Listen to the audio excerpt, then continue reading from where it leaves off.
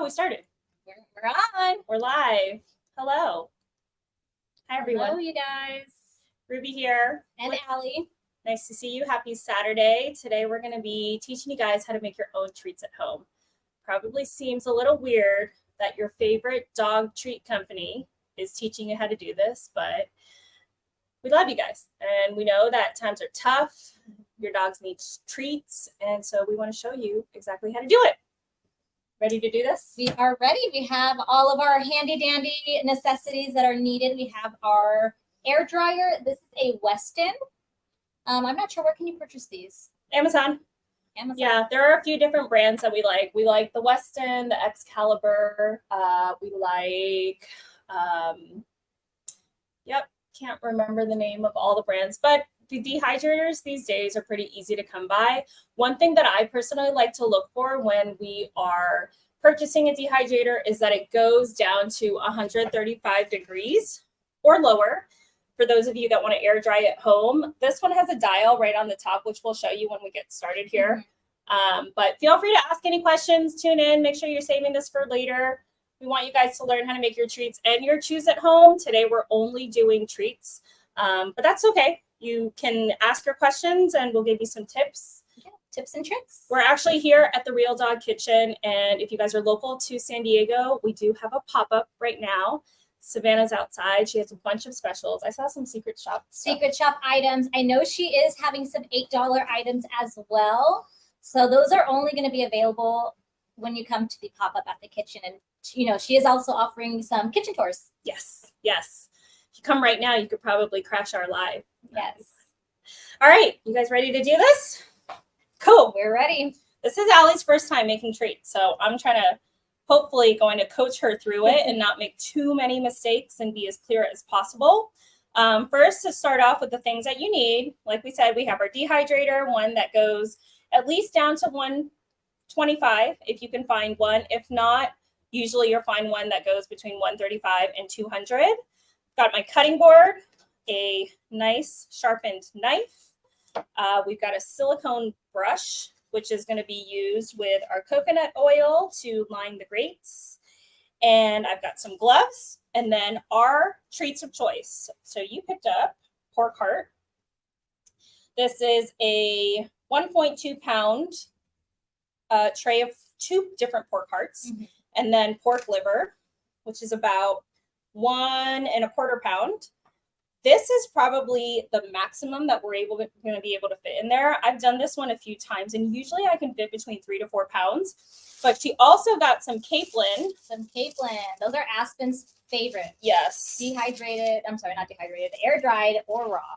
Yeah. Took her a while to actually. Icon doesn't eat it raw. He hates them. No, he only eats dried fish. It's very annoying. He's the pickiest dog, and we're like, we're going to start a dog food company. Can you tell us which ones you like? So it actually works out. But everything here has been, you purchased it and it was refrigerated. Yes. But we stuck it in the freezer last night because big tip, huge trick if you guys are making treats at home, you want your meats and organs to be half frozen when you're slicing them. It makes it so much easier to slice them thinly. And I'll show you exactly what I mean. If you've ever handled organ meats, you'll see that the texture is like really slimy. It kind of goes everywhere and you're like slipping and sliding. If you have them half frozen, it makes it super easy to slice them up thinly and put them in your dry dehydrator. I remember when I was first started my fresh food journey with Aspen, I got the pork liver and it was just a mess everywhere. I was like, what is happening? Yeah. And it was literally like, just like you said, slipping out of my hands. Yep. All over the place. All right, so Allie's going to start. She's going to start lining our grates with coconut oil. That's just going to help them from sticking. This particular dehydrator has 10 trays. So it depends on, obviously, the amount or the size of your slices that you're putting in, how much you can fit. We'll see. This is a total of about 2.5 pounds, plus the capelin, so close to 3 pounds. So we'll see what we can fit. And just a really light coating. Some dehydrators have stainless steel grates, but this is obviously plastic. Both are going to work really well. I tend to see that the stainless steel grates stick just as much as the plastic ones do. So you're probably going to have to use coconut oil on both of them. But it's really up to you and your preference. You want to turn it towards you? Maybe Yeah, I think I'm gonna easier. do that. All right, cool. So while she's adding oil to the grates, I'm going to show you guys how to chop up our meats. So I brought some gloves just to make it a little bit easier for today. Trying to see if we have any questions, but to be honest, We can't really see.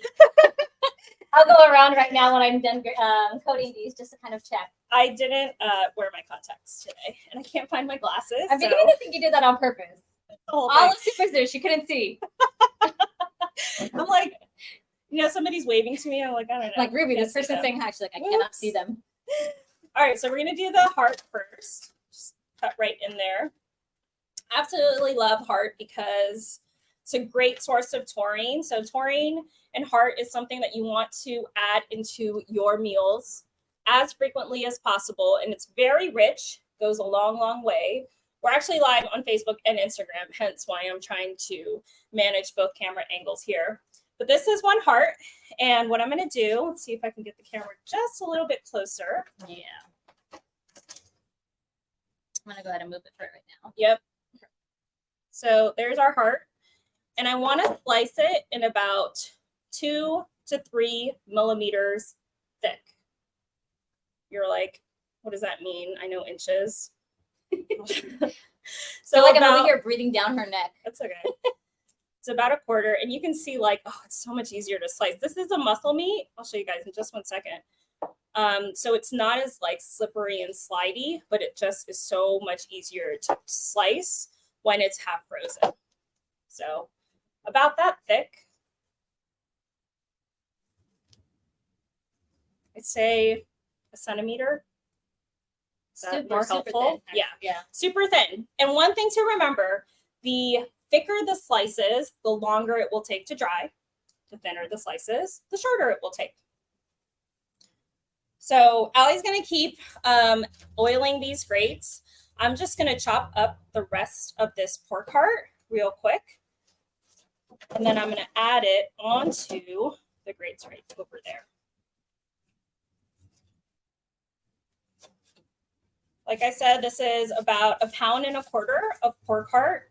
So you can see how quickly we're going to be able to dry this or prepare it to go into dry. And you'll also see just how easy it is to tell when they are done. So we'll go over that in a minute. Again, if you guys have any questions, make sure that you drop them in the comments so we can go back and look. These end pieces are going to be a little challenging to slice thinly. Normally, I just like cut them in half. So it looks something like that. Now, to be honest, we don't really need the oil on the grates for the pork heart because that's not something that's going to stick. But for sure, the organ meats are going to stick. And that's just going to be a nightmare trying to get off. These are going to take anywhere from 12 to 24 hours. So honestly, we'll tune back in tomorrow so you guys can see what they look like when they're completely dry. But we have a bag of finished pork heart and pork liver that we'll show you so that you can see yourself what it actually looks like, what the finished product looks like. Yeah, so that was one heart. Wow, that took up the whole tray. Yeah. So I'm actually wrong. If this is 1 pound, then we probably are going to be able to fit closer to 6 or 7 pounds into this tray. But this is just the heart. We'll have to see how much space the liver is going to take up. And I keep forgetting about the cape lid. Those are going to be actually the easiest. So I'm going to switch over to that once I finish this pork heart. Almost done over here. Allie's like, I didn't know it was going to be so hard to oil grates. Right, I had to put gloves on because my hands start getting too oily for my liking. You do wear gloves when you prep all the time, don't All you? the time. And I know everybody makes fun of me. I mean, when you're filming, it makes a lot of sense. But what about when you're like cooking for yourself? And you're Oh, no. That one, I mean, if I'm cutting raw chicken, anything raw, You wear gloves? I still wear gloves. Wow. Okay. It's like it's a texture thing. Yeah. Did you hear that? Wow, that was me judging wow. All right, so we filled up one. Great. Just gonna slide next to you and put this right in. You see that on the Instagram, but we'll get back to it. And I don't want to do different meats on the same grate, so I'm just gonna sprinkle the rest of these on here. Somebody asked if we are using olive oil. No, we are actually using some coconut oil in order to coat the crates. I like coconut oil because it's had some benefits for our dogs. I suppose you could use olive oil. It's not, it's not bad for them. But, coconut oil has a higher melt temperature, smoke temperature. So that tends to make things a little bit easier when you're drying them and not to get those heats up too high. All right, come stick this other one in. Literally that easy. Literally that easy. How long have we been on? For like 11 minutes. That's finished. Next, we're going to do the capelin. I love that you got capelin. And then I'm going to do the pork liver last. I feel like whenever I go to 99 Ranch and I ask them for capelin, they always look at me funny. Do they? I feel like they do. They're probably like, why is she getting capelin? I don't know. I think you're just being paranoid. No, a lot of people feel, did you go to 99 Ranch like before you started making? Never. A lot of people feel a little uncomfortable going into 99 Ranch, especially because they think that like there's a lot of foreign things in there that they might not feel comfortable asking about. Mhm. But I've been going into stores like that since I was young, and so yeah. I feel like people feel that way as well when it comes to like the Latin markets. Yeah. How much? I'll put it right here. But how much did you get? I got a pound. That's a pound. Yeah. So it's a whole pound of capelin right here. And this is going to actually drop a lot of water, which is fine. I'm going to put it on the bottom because of that. Actually, am I going to put it on the bottom? Because the liver is going to drip a little bit. No, I'm going to put this right in between the heart and the liver. So ready? We're going to slide that right in. Do you want to see if there's any more questions? Yes. I try to make sure that there is at least half an inch between each of the slices just to make it a little bit easier. Things will dry faster when there's more air circulation and when the treats are a little bit thinner. Something to keep in mind. Looks tasty. All right, we're going to dive into the pork liver. Somebody also mentioned that there are air fryers that offer a dehydrator option as well. Yeah, I've seen that. I've not used one myself, but I know that it's out there. All right, so this is pork liver. This was in the freezer overnight. We took it out about 2 hours ago, so it would stay a little bit frozen, but it is really hot today in San Diego. Very. Yes. And it's not dripping. It's not. Usually I feel like it'd be dripping. Yeah, that's true. So it is a little frozen right in the middle, but we're going to do the same thing and slice it really thinly as possible. Very thin. Yeah, I'm going to have to zoom in a little bit more on Instagram. about 1 centimeter thick. And I'm telling you, so like, once I get to the end, you'll see how much harder it is to cut. I mean, I got skills, so maybe it won't look as hard. She's an expert. I've been doing this for 8 years. Now we have slicers that do the work for us, but there's slicers that has to be done completely frozen. But it's just going to get like Somebody asked if we could lot hold harder. another piece up. That way they can kind of see more the how thinly thickness. it is. Yes. Yeah. So here's some examples. Very thin. I would think a little less than 1 centimeter, no? Yeah, I'd like 1/4 inch. Yeah. You can get to 1/4 inch golden. And if you don't, no worries. Like sometimes there are thicker pieces. You just got to keep in mind that it's going to take a little bit longer to dry, number one. And number two, these are going to be very nutrient dense. These are organ meats. Yeah, see, like these are, it's so much harder to cut when it's. You know, I actually had somebody ask on a video that we posted about the organ meats. How is it so easy to overfeed organ meats than any other? Because they're so nutrient dense. They are just jam packed. I mean, you think about how small the organs are in the body and the nutritional benefit that they have. Like you're getting all of your vitamins and minerals from them. Mm-hmm. And so a little goes a long way. But specifically when you're talking about dried food, right? This was about maybe a quarter pound of the liver of this entire thing. Once this dries, it's going to lose 80%, maybe even more of its moisture, which means this whole thing of a quarter pound is going to maybe be 0.1 pounds. And it's really easy to confuse how much meat it actually is because it's so lightweight. Yeah, it feels very lightweight. Yeah. So let me just do that real quick and I'm going to keep slicing up the rest. Somebody said it's 108 in Phoenix. Oh my gosh. I don't know how I would survive. I'm not into that. I mean, it's like 90 out here. Yeah. When I got into the car. I mean, these are pretty big pieces.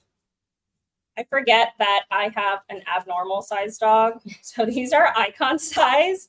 I'm going to go ahead and chop this down the middle and slice slightly smaller pieces. I definitely do realize there's a difference in smell as well when it's frozen. Yeah. Not that it smelled bad or anything when you have it fresh and you're actually slicing it fresh, but first it doesn't smell as pungent. Yep. No, totally. That's another reason why you want to cut it, especially if you're sensitive to smells. If you cut it when it's half frozen, you have to deal with all that. Although there are certain things like, well, how about the seafood? Because you're pretty sensitive. You know what? I'm so proud of myself. I have gotten used to the seafood. I'm not a seafood eater. Ruby always gets on me of me not being one, but Aspen totally is. She loves it. I told her she's not a real Mexican.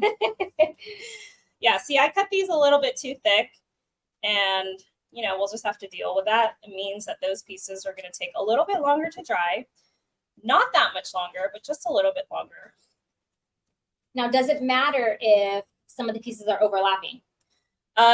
They're going to stick, and anything that's touching is just going to take a little bit longer. Oh, I see. Yeah, so that's enough on there. Just to show you guys.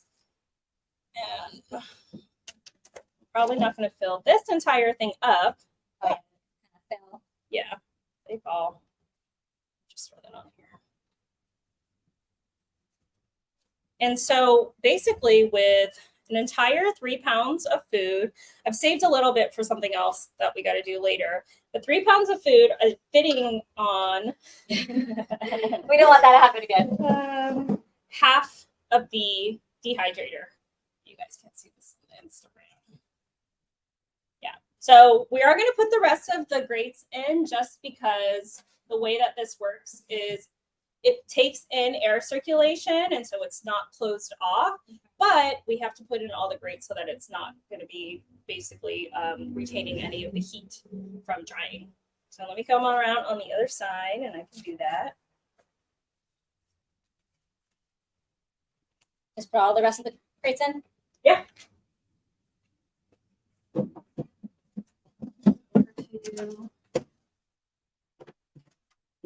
You can definitely do a lot with.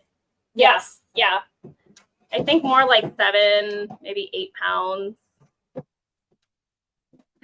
Ruby is the Martha Stewart of dog treat making. That is Thank so you. true.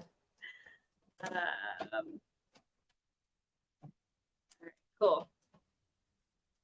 So hopefully we answered all of your questions. Oh, someone's joining in from Houston, 105. Gross. Oh, no. So question for you, Ruby. Yeah. Dehydrator, not dehydrator, air dryer. Yeah. Sorry. It's a dehydrator. You're saying it right. Okay. Yeah. Making sure. Air drying is the temperature at which you're drying. And that's when it's below, because we like to keep ours at 130, That's no right. higher. Yeah. And can you just explain a little bit why? Yeah. So anytime you apply heat to any food, it loses its nutritional value. We'll lose some vitamins. The minerals aren't really lost. The minerals will bind to any of the liquid. So if there's liquid, let's say, for example, you're like boiling chicken. That broth has all of those minerals in it, so you don't want to throw that broth away. The vitamins, however, those will oxidize when they're, in air, in oxygen, or when too much heat is applied. So that's why we like to keep it at a much lower temperature. A lot of places will dry their meats at 165 to rid of any potential pathogenic bacteria, but you guys know that dogs are made to consume bacteria, good, bad bacteria. It's good for them. That's why we like to keep it in its most natural state. But you can see from here, we're basically just gonna run this dehydrator. Do you want to grab the camera and just show them the different settings? You guys can't see it on Facebook. Over a little bit. Yeah, but right over here up top, we're gonna switch it on, and it's on 155 right now, and we're just gonna turn it down to 130. Right over there.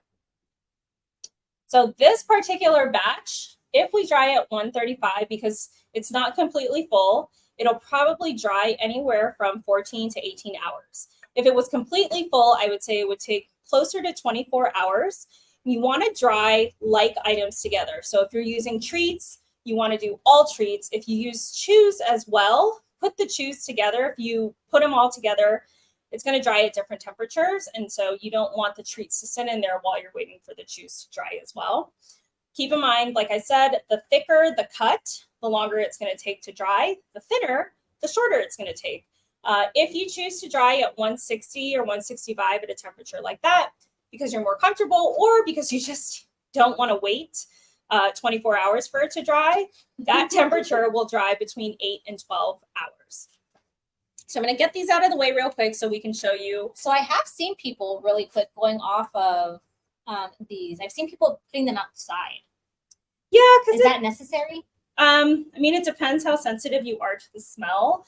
I hear a lot about wives saying that their husbands are like, fine, you can make the treats at home, but I don't want to smell that in my house. It's always the husbands, isn't it? I know, ruining everything. And so that's the compromise that they make because they're like, I'm going to save so much money. And it's absolutely true. Let me see. So we are drying 1.25 pounds of the pork heart, which was $3.79. The pork liver was $6. So almost $10. And the Cape one, do you remember how much? $3.99 a pound. Okay, so basically $15 on raw product. And when you see how much you're going to get from this amount, it's going to make it so worth doing it at home. All right, so we'll show you guys what it looks like. These are the Real Dog pork heart and pork liver. If you guys already get our treats, then you know what the texture is. But usually when I go in to check that it's done, you want to make sure that it snaps easily, just like that. Look how thin that is. Yeah.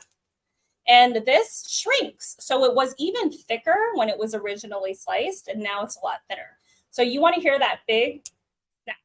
That's how you know it's done. If it's sort of bendable but doesn't snap in half, that means it's not fully dried. And what's going to happen is when you put it in an enclosed bag, that moisture is going to develop condensation and probably end up with mold. So anytime you have moldy treats, it's usually because they're not fully dried or because you let your dog sort of lick out of the bag, some moisture got in there somehow, you live in a really humid area, and you left the bag open. It's normal. It's basic, totally normal. Basic nature. Fortunately, that is not the mold that's toxic, like alpha toxins or mycotoxins that you might find from mold that develops in grains or in like a processed kibble from the grains. It's not toxic. It might give your dog an upset stomach. Most likely not. I think it's just a little bit uncomfortable for us. You know, actually, because I came from feeding just kibble. You know, now thankfully I found the way, and Athens been thriving off of it. But I didn't know that there's a certain smell that is released in the kibble that they kind of know when it's bad. I'd be like, why is Aspen not eating today? Yeah. And she's just leaving her bowl there. Well, there's that. I mean, the thing is that kibble has fats sprayed onto it. There's something called a palatin. Have you heard of this before? No. So a palatin is basically, let me just get this out of the way real quick. Put that in there. So a palatin is basically something that's sprayed onto the food to make it more appetizing. And there were studies that came out asking different kibble companies what they use as their palatin. And they were like, well, things that will attract dogs. A lot of bacon fat, a lot of smoke flavors, and then also things that smell like poop. Because dogs are attracted to each other's butts so they can identify who they are. Who they are. And so how do you attract them to this food? You make it smell a little bit like poop. Wow. Yep. I did not know that. Yep. Let me see. I think we have some questions here popping up. Yep. If you leave a bag open overnight, is it bad to feed? Treats? No, not likely. You just don't want it to get wet inside. That's the important thing. If you leave a bag open, it may also attract other types of critters, right? Like it's food. It's not a toy, or something made out of plastic. This is real food that like different animals like to eat. My chickens love the organ meats. Absolutely love it. So we've been treating both Icon and the chicken. I thought it was so funny. The video you posted of Icon was like, no, this is mine. He's like, rah, rah, rah, rah, rah. And oops, sorry. And then another person, let's see. Temperature 130 is preferred. It's our preference just so that we can make sure we're keeping as much nutrients within that food. Yep. You can always cook it at a higher temperature, but you will be losing that nutritional value. But if you're in a rush to make these treats, I mean, you're definitely going to have to cook it higher, unfortunately. Yeah. You'll increase the temperature a little bit. And it's not terribly bad. We do this as a service for you guys to maintain those nutrients. But if you're making them at home, if you're training a puppy and you're going through treats like crazy, girl, like, do not stand there all day making all of these. Yeah. You just want to fill this up as quickly as you can and get through them. I mean, they're going to be single ingredient. You know exactly what's going in them. That's really one of the other beauties of making your treats at home. And you can cut them to your liking. So let's just say, for example, the treats that you guys get from us are just too big and you don't want to spend the time breaking them up into little pieces and doing all that for your training. You can cut them in smaller pieces, however, whatever size you prefer them to be. Remember, there's going to be a little bit of shrinkage, but at least they'll be made so that you can use them the way that you want to. How much water weight are they losing? They're about 80%? About 80%. The number goes up when we're talking about seafood because those fish are like made of water, basically. So the fish is going to lose closer to 90%. The muscle and organ meats will lose around 80%. And then anything like a chew that has fur on it, where you're not going to lose that. I really wanted to try. I was like, I need to find something. They don't obviously have anything that I found at 99 Ranch. I was like, I really want to try fur, but I couldn't find anything. Yeah, you can if you go to like a local butcher, you'll be able to find some. But if it has fur on it, it's not going to lose as much weight, of course, or if it has bone in it, because that bone is not going to disappear. It's just the moisture in the meat around the bone. Somebody said that they almost killed themselves making treats while training their puppy. Oh, yep, exactly. This is the pork heart. So this is a little bit different. Very similar to the, if you want to just hold it for the camera. Yeah, very similar to the liver in that it's really, really thin, but same thing. It's ready when it just snaps apart.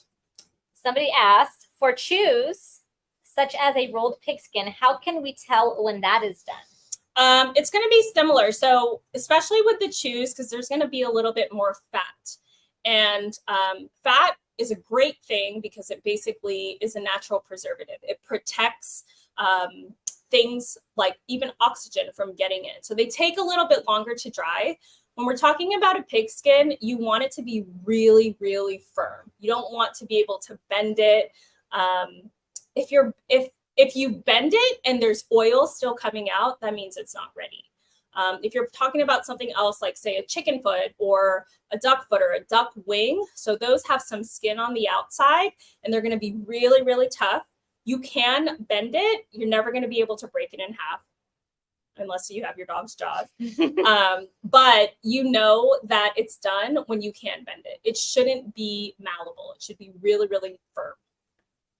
Another one. So for feeding 80-10-10, Mhm. how many ounces should you feed of the dried organ meats? Good question. If you go to the Feed Real calculator, we built in a feature that shows you exactly how to do that. So I don't have it in front of me right now, but basically, when you go to the calculator, you can choose PMR as the type of, it's feedreal.com/calculator. You can choose PMR as your feeding model. And with that, once you get to the bottom, it's going to break down all of the ingredients in your bowl, including the organ meat. If you select the option that says, I don't have organ meat on hand, how much air dried treats do I need to feed? It will spit out exactly that conversion. Generally speaking, it's about 20% of the amount. So let's say, for example, you're supposed to be feeding 1 ounce of liver and 1 ounce of another secreting organ. It would be about 0.2 ounces of the dried product. Honestly, I use the Feed Real calculator every week when I'm doing Ask, even though I kind of know now, but because I like to add different treats into her meals, I'm like, okay, I can't source, even though technically I can, but it's just so convenient. And then it gives you the option for real dog treats. And I'm like, perfect. I think it's so funny because our team, like, so Allie lives probably 15 minutes from the kitchen. She can come by anytime she needs something. But when we're packing the secret shop orders, I like they always see my name. They're like, why don't you just come pick it up? I was like, I always forget. Yep. But it's super convenient for sure. Can you read it? Yeah, I can. Okay. How can we tell when meatballs are done? I found bison and lamb on sale yesterday and went crazy. If you're making meatballs, so you're gonna have to like basically crush them and break them open. Usually, so like when we make our meatballs, they have several different ingredients, and because we have dried all of those ingredients separately on their own, we know what the texture feels like when they're dried separately. Mashed all together, generally speaking, it's going to be hard on the outside, and when you open it up, you're going to see some dried pieces in the inside, and it'll kind of be like flaky. If you bash it and it just completely falls apart, there's probably not enough fat in the meats. So bison tends to be really, really lean. Lamb sometimes has some fat, but if you're going to mix those together, you can expect that if it's really lean, it's kind of going to crumble. But if there's some fat in it, you'll be able to like break it apart. And gosh, I can't even describe the texture of it. You'll break it apart and the inside will still visibly be sort of like flaky, but dry. I don't know if that was a good answer to your question. That was a tough I haven't tried air drying any Yeah. meatballs myself, so I don't even know how I would answer that either, or for myself. chicken feet bulk. That's what you That get. is what they already know. They already all meat bulk. Actually, I just got the Drake feed in. Those are, I didn't realize how huge they were. Yeah. And it's funny because I had somebody message in saying, "What is Drake?" I had no idea what Drake was either. So I was like, "Oh my gosh!" And then I finally went to go talk to Rafa. Rafa is the one who does all the secret shop stuff. And I was like, "What is Drake?" He's like, "Oh, it's the Mel duck." Yeah. And I was like, "Oh." I know. Really surprising how big their feet are. Doesn't reflect other things. And it's actually a cooling protein. So those of you who are wellness members get early access to our secret shop. And with our secret shop, we are going to be having the cooling protein box again when it drops today. So we are super stoked about that. Oh, yes, perfect. So for that cooling box, we have the rabbit meatballs. This goes with a good, probably 9 meatballs from what I can see. So we have rabbit meatballs. We also have some pork tongue. It's kind of hard to kind of see it, huh? Yeah. Pork tongue, and then our newest favorite, Aspen's newest favorite, is the Drake feet. Yep. And these are definitely much more heavier. So when you are using the Feed Real calculator, I kind of have to use different proportions, I guess you could say, because the chicken feet are a lot smaller. So I'll be giving her more chicken feet. Yeah. But when I was like, I can't be giving her 2 of these like in one setting, because then her poop will be chalky. Yeah. Yeah. Or you can give her one big one in the morning And then not at the at night. Yeah. Exactly. But That's true. she waits for it. Like she saves it for last. She savors it. Love Yeah. it. I love it. She goes crazy for it. Someone asked, could you use ghee to coat the grates? You can. You can totally use ghee. That also has a higher burn temperature. So if that's something you prefer to use, then Is ghee more fattening though? Is that okay? Because I know yeah, people use it like, but it's a good fat. You got to Okay. remember that animals, they get their energy from animal fat. So anything that is a vegetable oil or a carb is really not an appropriate source of energy. Can they convert it? Yes, 100%. But is it easy on the body? No. Yeah. Yeah. So that's okay. I use ghee for cooking all the time.